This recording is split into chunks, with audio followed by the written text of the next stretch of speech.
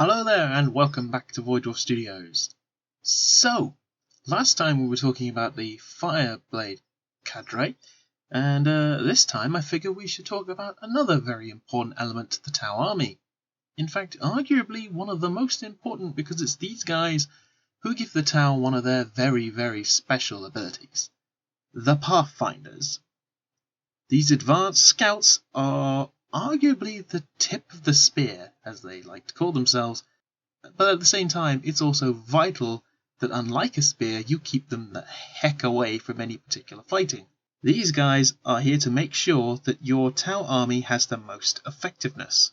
They are the eyes and the ears of the Tau commanders, and they can do things that no drone that they have yet managed to construct is capable of doing. And that is stealthy and successful light reconnaissance. A Pathfinder is not a Tau that engages the enemy. It is their job to maximize the effectiveness of the hunter cadres thanks to the ever-lovable marker light. That lovely little red beam that makes things all the easier to hit and gives you all kinds of fun bonuses when you play as the Tau. Their job is to operate far out from the rest of the army, locate targets of particular interest, marker light them, and then make sure that data goes back to Tau Command, where they can then coordinate their forces more effectively and, well, get the drop on things.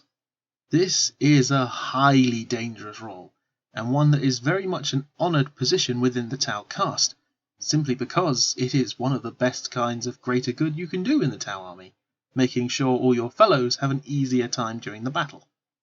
Now, why, you might be asking, doesn't the Tau just use a marker-like drone? Like, they do have those. Why on earth don't they just send them far in front and make sure that the Tau themselves don't get harmed? A fair question. And really the answer to that is, Tau drones aren't the stealthiest of things. Whilst they do work on a form of repulsor technology, it makes a noise. And Pathfinders can move incredibly stealthily. And frankly, there are just some tasks that drones, with even their sensors, are not sophisticated enough to handle.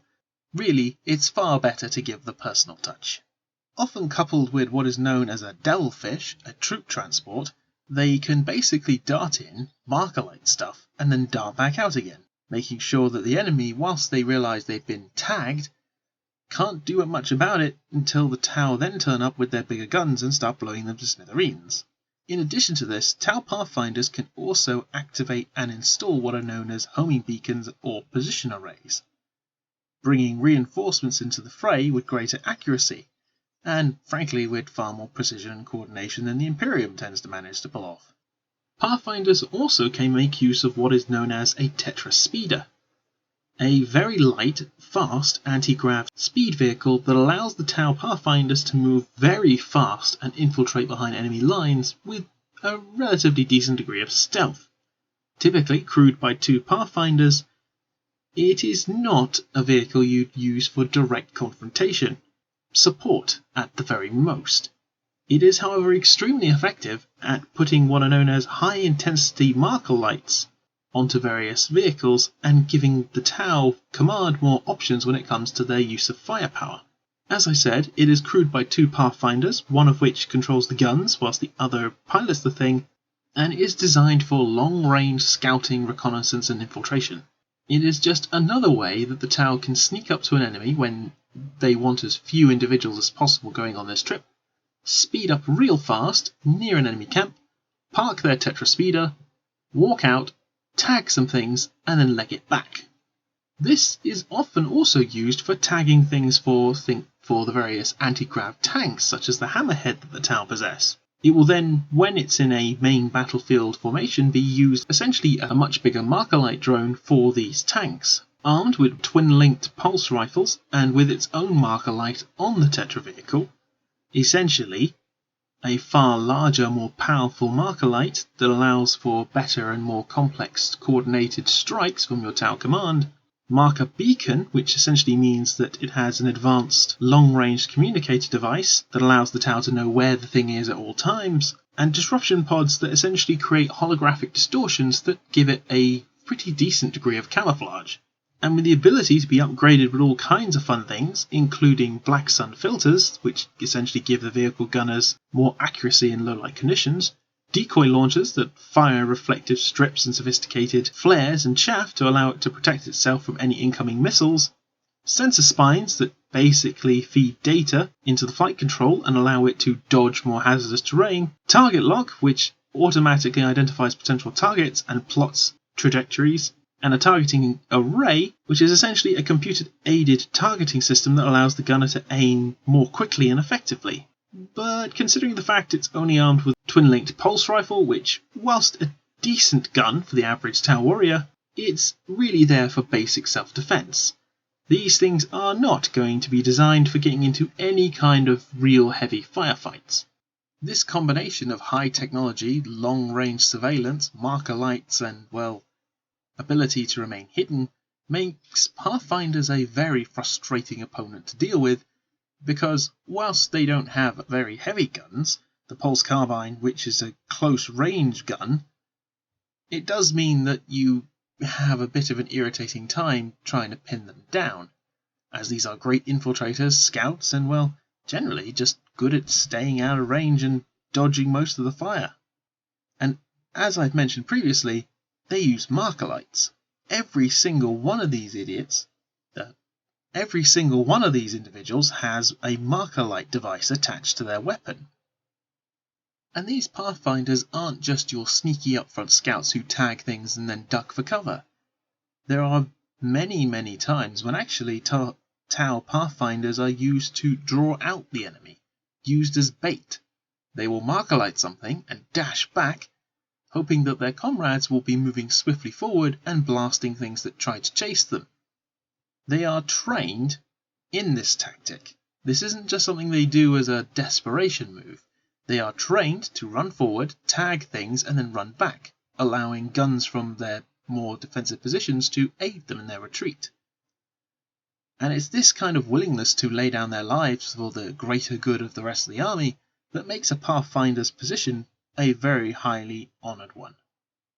And hey, if you manage to survive being a Pathfinder, it's more often than not that these individuals can go on to start piloting battlesuits. And who doesn't love them? But, the Tau, being the selfless individuals they often tend to be, often decide to stay amongst the Pathfinder ranks despite having the potential to move forward in the world, simply because they feel they can do the most good overall in this role. So really, how best are you supposed to use a Pathfinder? I kind of mentioned them all really in the lore-ish section of this video. Tau Pathfinders are there to tag units, get the heck out of dodge, and or draw enemy towards the guns that you want to be in range. Now, don't get me wrong, pulse carbines are decent enough weapons, although the fact that they're shorter range means that you kind of have to let things get a bit closer. And, it's never fun for a Tau individual to have things too close. The marker lights are useful, and they will always be useful, but just make sure if you are going to dash these things fast forward in your first turn, for example, you have them travelling in a lovely little devilfish transport. And then you unload these guys, marker light something, and then as soon as you can, you dash back out. And or use them to target other units in different positions. Because if these guys come up against any form of concentrated fire, or, heaven forbid, get into close combat with something, they're not going to have a lot of fun at all.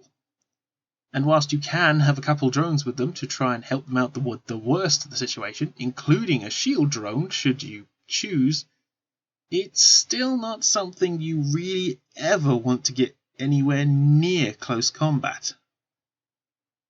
And yes, whilst they have photon grenades that give them a slight bonus when it comes to the whole close combat situation, and being able to carry EMP grenades, which are great against vehicles, they're only wearing very basic Tau combat armor, which whilst better than most Imperial Guard, it's still not going to protect them from, say, a bolt round, which, or any particular heavy firepower. They're just going to start disappearing really fast. And whilst you also can give up to 3 Pathfinders in your unit a rail rifle or an ion rifle, much better at eliminating heavy infantry or light vehicles, it's also something you don't want to get too close. So in summary, You can give these guys heavier guns, which gives them slightly more options at shooting stuff, but I would strongly suggest that you keep these guys away from the worst of the fighting. Keep using them to tag stuff, give the rest of your army bonuses, and work in cohesion. This is the tip of your spear, they are not a hammer. Anyway, I hope you've enjoyed this quick little video on the Tau. Please continue to follow, like and subscribe. Check out the Facebook and Patreon pages, as well as Instagram, where I'll be putting up the occasional mini that I paint when I find the time. And I just wanted to say thank you all for listening, and hope to hear from you all soon. Take care, everyone.